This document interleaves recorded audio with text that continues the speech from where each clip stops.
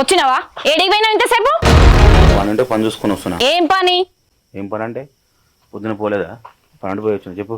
నువ్వు లేటుగా వచ్చినప్పుడే నాకు అర్థమైంది నువ్వు తాగొచ్చినావని. తాగలేదు నేను.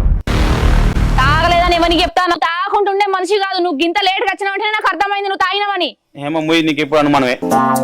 అదే దగ్గరికి వస్తుంది చెప్తున్నా కదా. నీ బతుకు ఎందుకు ఈ అబద్ధాలు ఆడతాను?